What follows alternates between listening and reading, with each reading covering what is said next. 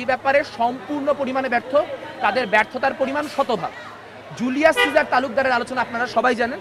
আপনাদের এটাও জানার কথা যে শেষ যে মিটিংটি প্রশাসন করেছিলেন শিক্ষার্থীদের ছাত্র সংগঠনগুলির সাথে, সেই মিটিংয়ে আমি নিজে বাংলাদেশ ছাত্র ইউনিয়নের পক্ষ থেকে জুলিয়াস সিজার তালুকদারের কথা পার্টিকুলারলি বলে এসেছিলাম। তখনও তিনি প্রার্থী হননি, কিন্তু তখন থেকেই তিনি ঢাকা বিশ্ববিদ্যালয়ের শিক্ষার্থী সংসদ নামে একটি ফেসবুক গ্রুপ চালান এবং সেই ফেসবুক গ্রুপটি ঢাকা বিশ্ববিদ্যালয়ের নামে চলে। তাহলে আমরা দেখতে পাচ্ছি জুলিয়াস সিজার তালুকদারদেরকে নর্মালাইজ করার যে রাজনীতি, সেই রাজনীতি ইতিমধ্যে বিদ্যমান।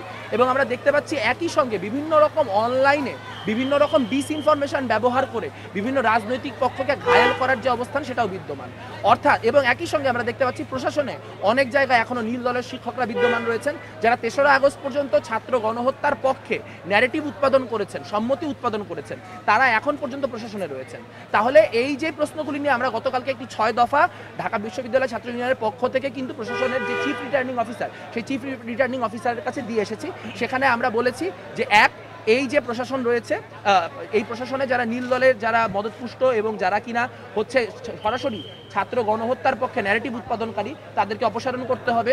২, যেই তালিকা প্রকাশ করার কথা বিশ্ববিদ্যালয় প্রশাসন বহু আগে করেছে, যে ফৌজদারি অপরাধের সাথে সম্পৃক্ত যে সকল মানুষজন, তাদেরকে যাতে কোনোভাবে নির্বাচনে অংশগ্রহণ করতে না দেওয়া হয় তা নিশ্চিত করা, সেই কাজটি করতে হবে। তাদের তালিকা প্রণয়ন করতে হবে, তাদেরকে বিশ্ববিদ্যালয় থেকে বহিষ্কার করতে হবে, যাতে করে জুলিয়াস সিজার তালুকদারের মতো মানুষজন কোনোভাবেই নির্বাচন করতে না পারে।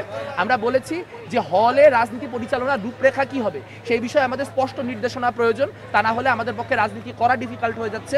চতুর্থত আমরা বলেছি যে অনলাইনে যে মব পরিস্থিতি, অনলাইনে যে ডিসইনফরমেশনের পরিস্থিতি তৈরি করা হয়েছে, সেই বিশ্ববিদ্যালয়ের গ্রুপ নাম দিয়ে কেউ যাতে কোনো গুপ্ত সংগঠনের এজেন্ডা বাস্তবায়ন করতে না পারে। তার নিজস্ব পেজ আছে, বাঁশের কেল্লা আছে, কারো কাঠের কেল্লা আছে, এটা আছে সেটা আছে, সেটা তারা করুক, কিন্তু বিশ্ববিদ্যালয় গ্রুপ বা পেজের নাম দিয়ে যাতে করে কোনো রাজনৈতিক এজেন্ডা বাস্তবায়ন করা না যায় এবং স্পেসিফিক্যালি কোনো ডিসইনফরমেশন ব্যবহার করে এরকম না করা যায়, সেই বিষয়ে বিশ্ববিদ্যালয় প্রশাসনকে শক্ত ভূমিকা নিতে হবে। প্রয়োজনে এই গ্রুপগুলিকে বন্ধ করার ব্যবস্থা করতে হবে। এবং এছাড়াও আমরা বলেছি যে বিশ্ববিদ্যালয়ে যে মব পরিস্থিতি যদি তৈরি হয়, তাহলে বিশ্ববিদ্যালয় প্রশাসন তা কীভাবে নিয়ন্ত্রণ করবে, তাই নিয়ে আলোচনা করতে হবে। এবং শেষ যেটা বলি সেটি হচ্ছে, যদি আমরা সর্বোচ্চ অংশগ্রহণমূলক নির্বাচন চাই, তাহলে শিক্ষার্থীদের, আমরা জানতে পারছি যে ৯ সেপ্টেম্বরে ২-৩ দিন আগ পর্যন্ত শিক্ষার্থীদের পরীক্ষা আছে, এই কারণে অনেকে প্রার্থী হতে যাচ্ছে না। আমরা যখন কালকে ইশতেহার নিয়ে তাদের কাছে যাব, আমার তো ৫টা মিনিট সময় লাগবে তার সাথে আলোচনা করতে, আমার ইশতেহার কি তাকে বুঝাইতে। তা সে যদি পরীক্ষার টেনশনে থাকে, তাহলে সে এটা করবে কীভাবে?